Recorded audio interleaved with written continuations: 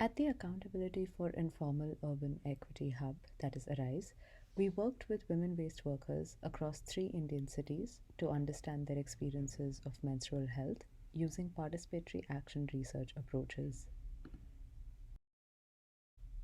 We worked with contractual door to door garbage collectors in Shimla in northern India and waste pickers in the informal sector in the cities of Guntur and Vijayawada in southern India.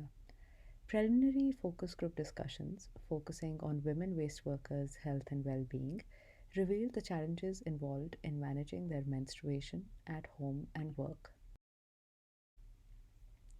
Initially, our research was designed from an environmental sustainability perspective, geared towards assessing the adoption and acceptability of sustainable menstrual absorbents among women waste workers.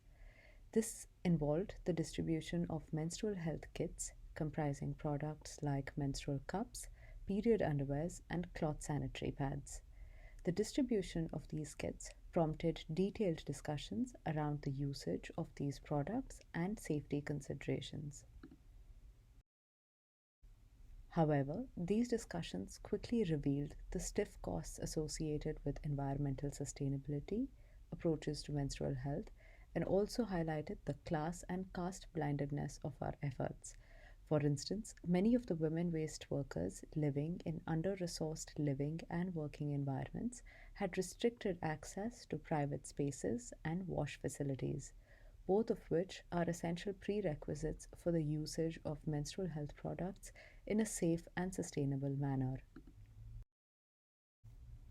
These takeaways nudged us to reorient our research and action focus and actively listen to what women waste workers were communicating around their menstrual health.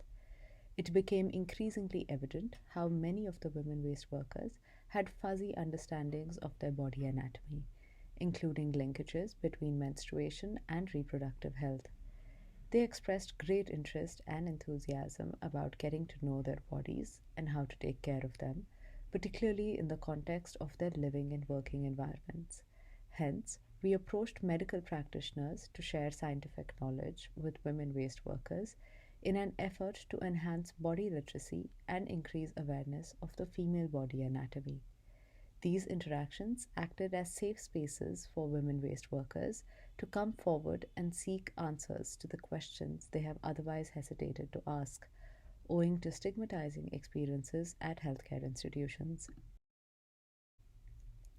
Despite acknowledging menstruation as a public health concern, much of the present discourse on menstruation, particularly in the global north, remains focused on sustainable menstruation. This focus considerably dislocates social and political implications of menstruation, thereby putting disproportionate burden on marginalised women without adequately considering structural and systemic factors. In our work at ARISE, adopting participatory action research approaches enabled us to convene safe spaces for discussions, privilege women waste workers' voices, and reorient our conceptualization and implementation along the way to better address women waste workers' priorities for health and well being.